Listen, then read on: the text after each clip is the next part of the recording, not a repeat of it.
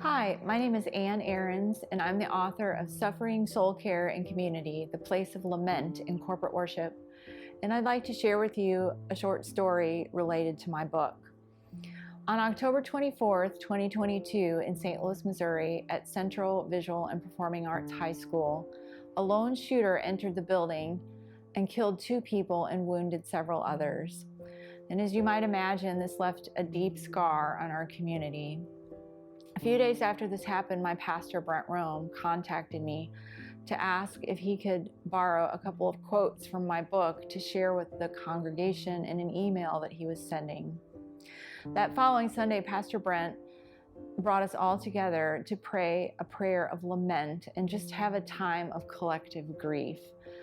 And it was such a beautiful moment. I remember feeling such a good hurt in my heart as I just watched people all across the congregation join hands and put their arms on the shoulders of people next to them and just begin to pray. And you could hear quiet cries and sobs and just people praying together. And Pastor Brent led us and just asked many hard questions of God, and just, letting God know that we're so weary of this over and over again, hearing of these kinds of shootings, and why is this happening and why is this continuing to happen? And it was just such a lovely time of community and a safe space for us to come and bring our grief to God and share it with one another. And our church really needed this because so many times, so many of us have been taught that church is just a place we come to be happy, a place that we come to rejoice and sing happy songs and pray happy prayers.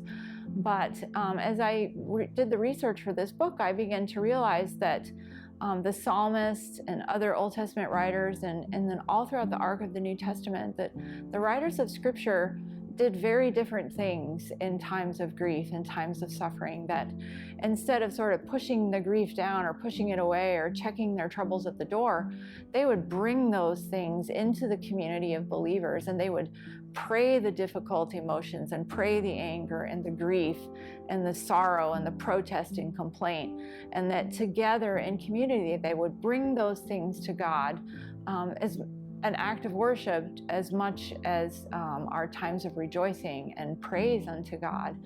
And so as our belief and our lived experience collide, we need a safe place to bring these difficult emotions instead of just sitting in the ambivalence of it and not really knowing where to go or what to do with it.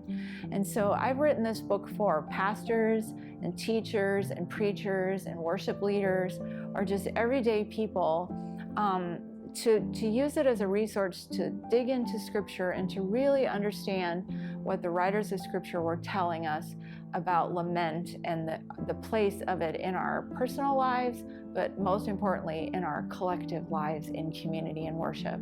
And so I pray that as you read this book, that it will cultivate a greater sense of compassion in your heart as you engage with your own sorrow and the sorrows of those that you worship with. I pray also that out of that compassion will flow a sense of hope, that we know that God does indeed hear and He receives and welcomes those kinds of expressions. And ultimately, I pray that that hope will lead you to understand that one day in the not yet, our tears will be wiped away and we will only rejoice.